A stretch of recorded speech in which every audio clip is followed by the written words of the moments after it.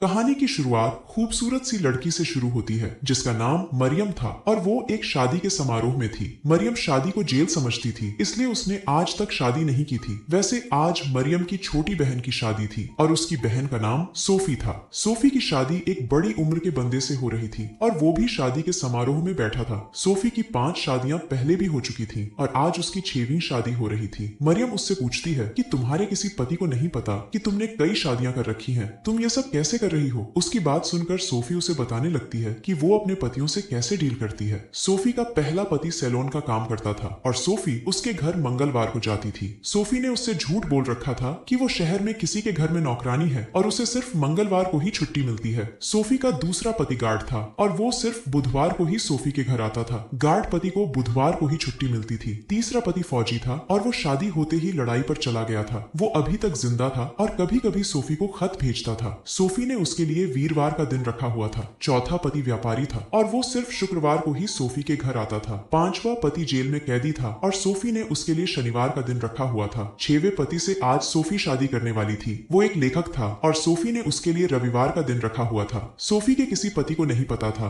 कि सोफी ने इतनी शादियां कर रखी है। सोफी ने भी तरह तरह के झूठ बोलकर सभी को हफ्ते का एक एक दिन दे रखा था। उसने इसलिए इतनी शादियां कर रखी थी ताकि वो उनके पैसों पर मजे कर सके और उसे कोई काम भी ना करना पड़े। उसकी बड़ी बहन मरियम आज ही उनके साथ रहने आई थी, इसीलिए वो सोफी से सब कुछ पूछ रही थी। मरियम पहले दूसरे शहर में काम करती थी। वो वहां कई सालों से काम करती थी, लेकिन अब सब कुछ छोड़कर घर आ गई थी ताकि यहाँ कोई नया काम शुरू कर सके। देखते ही देखते सोफी की 6वीं शादी भी नाचते गाते पूरी हो जाती है। रात होते ही सोफी का नया पति उसके पास आता है। वो उसकी गुफा में धमाके करना चाहता था और इसी खुशी में वो सोफी को तोहफा भी देता है। वो जब सोफी के करीब जाने लगा तो सोफी उसे थकावट का बहाना बनाकर रोक देती है। सोफी उसे अगले हफ्ते आने को कहती है और वो ना चाहते हुए भी उसकी बात मान लेता है। सोफी ने लेखक पति से सिर्फ पैसों के लिए शादी की थी क्योंकि उसके पास काफी दौलत थी। अब कहानी कुछ दिनों बाद शुरू होती है। एक दिन सोफी अपनी बहन मरियम के साथ बैठी बातें कर रही थी। बातें करते करते वो जब खिड़की से बाहर देखती है तो उसकी नजर एक नए बंदे पर पड़ती है। इस नए बंदे का नाम सैम था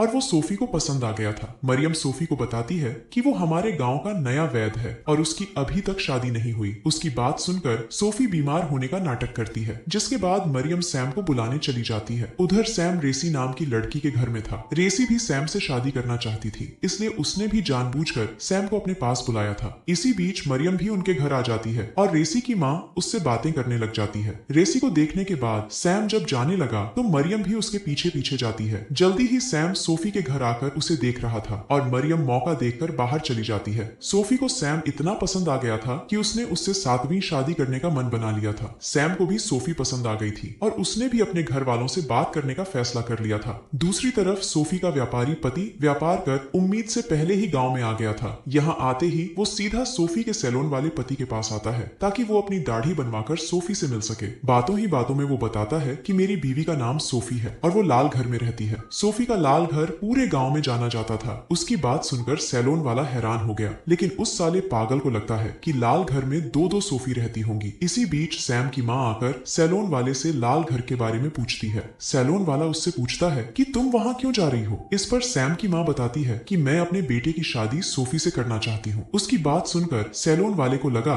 कि लाल घर में 3-3 सोफी रहती होंगी। जल्दी ही सैम की माँ और बहन सोफी के घर में पहुंच जाती है। सोफी का बाप उनसे बात करने लगता है। उसे सब पता था कि सोफी ने कई शादियां कर रखी हैं, लेकिन फिर भी उसे सोफी पर गुस्सा नहीं था। सोफी का बाप भी सोफी की तरह लालची था जो पैसों पर मजे करना चाहता था। इसी बीच सोफी का व्यापारी पति भी उनके घर आ जाता है। व्यापारी सोफी से मिलना चाहता था, लेकिन मरियम उसे रसोई में लाकर समझाने लगती है कि सोफी शहर में घूमने गई है। उधर सोफी तैयार होकर सैम की माँ के सामने आ गई थी। उसे सोफी पसंद आ गई थी और वो सोफी को शगुन देकर चली जाती है। उसके जाने के बाद मरियम व्यापारी को भी घर से चलता कर देती है। कुछ देर बाद सैम भी अपना चेहरा ठीक करवाने सैलून वाले के पास आता है। वो भी बातों बातों में बता देता है कि मेरी शादी सोफी से होने वाली है। उसकी बात सुनकर सैलून वाला हैरान हो गया। वो सैम को बताता है कि मेरी बीवी का नाम भी सोफी है और वो लाल घर में रहती है। इस बार सैम को लगता है कि लाल घर में दो दो सोफी रहती होंगी। सैम और सैलून वाला सोफी पर इतना यकीन करते थे कि वो सपने में भी सोफी के धोखेबाज होने के बारे में सोच नहीं सकते थे। जल्दी ही सैम सोफी के घर पहुंच जाता है और उसे देखकर सोफी भी बेहद खुश होती है। वो यहाँ सोफी से प्यार भरी बातें करने आया था। सोफी उसे अपने कमरे में लाकर गर्म करने लगती है। इसी बीच सोफी का कैदी पति भी उनके घर के बाहर आ गया और उसकी आवाज सुनकर सुनकर सोफी डर जाती है। सोफी के कैदी पति को आज ही जेल से रिहाई मिली थी। सोफी उसकी आवाज पहचान कर सैम से झूठ बोलती है कि बाहर एक सिरफिरा है जो उससे एक तरफा प्यार करता है। सैम बाहर जाकर कैदी को सबक सिखाना चाहता था, मगर सोफी उसे समझाती है कि मुझे लड़ाई झगड़ा पसंद नहीं। वो जल्दी जल्दी सैम को कपड़े पहनाकर पिछले दरवाजे से चलता कर देती है। सैम के जाने के बाद सोफी का कैदी पति घर में आता है। वो आते ही सोफी को दबोचने की कोशिश करता है, लेकिन सोफी उसे टालकर अपने कमरे में ले आती है। यहाँ आते ही वो उसे नहाने को बोलती है और उसे नहाने भेज देती है। इसी बीच सोफी का व्यापारी पति भी दरवाजे पर आता है। वो आते ही सोफी से पूछता है कि क्या इस घर में कोई दूसरी सोफी भी रहती है। सोफी उसकी बात टालकर उसे दूसरी बातों में उलझा लेती है और बातों बातों में उसे अपने कमरे में ले आती है और आते ही वो उसे दारू पिलाने लगी। मौका देकर वो उसकी दारू में नींद की दवा भी मिला देती है, जिसके बाद व्यापारी नींद में चला जाता है। इसके बाद वो उसे एक अलमारी में बंद कर देती है और इसी बीच रेसी भी उसके घर आ जाती है। वो यहाँ सैम के बारे में बात करने आई थी। उसे पता चल चुका था कि सैम सोफी से शादी करना चाहता है। दोनों लड़कियां अभी बातें ही कर रही थीं कि नीचे सोफी का सैलून वाला पति आ जाता है। वो सोफी से पूछना चाहता था कि इस घर में कितनी सोफी रहती है। सोफी उसे भी बातों में लगाकर अपने कमरे में ले आती है। सोफी अभी उसकी बात सुन ही रही थी कि नीचे सोफी का लेखक पति भी आ जाता है और उसे मरियम बातों में फंसा लेती है। उससे बातें करते करते वो उसे रसोई में बंद कर देती है। इसी बीच व्यापारी भी अलमारी से बाहर निकल आता है और वो कमरे में ही बैठकर सोफी का इंतजार करने लगा। कमरे में सोफी तो नहीं आती, लेकिन जैसे ही रेसी आती है तो व्यापारी उसे छेड़ने लग जाता है। जल्दी ही सोफी भी उनके पास आ गई। रेसी उसे बताती है कि व्यापारी ने मेरे साथ छेड़छाड़ की और इसके बाद दोनों लड़कियां उसे मार मार कर फिर से अलमारी में बंद कर देती हैं। कमरे में अब पहले कैदी आता है और फिर लेखक भी किसी तरह पहुंच जाता है। दोनों कमरे में बैठकर दारू पीने लगे और दोनों लड़कियां उनकी बातें सुनने लगी। दारू पीते पीते लेखक का पेट खराब हो गया, जिसके बाद वो हल्का होने चला जाता है। कैदी ने भी इतनी दारू पी ली कि वो भी कमरे में लेट जाता है। सोफी मरियम की मदद लेकर उसे दूसरे कमरे में बंद कर देती है। अब सोफी के घर में कुछ भी हो सकता था और उसका झूठ सबके सामने आ सकता था। सभी को पता चल सकता था कि उसने पैसों के लिए कई शादियां की हैं। इन सब से बचने के लिए सोफी कुछ सोचती है और फिर अपने ही घर को आग लगा देती है। घर को जलता देखकर सोफी का गार्ड पति भी घर में आ जाता है। उसकी नजर जैसे ही कैदी पर पड़ती है तो वो अपनी गन निकालकर उसे पकड़ने लग जाता है।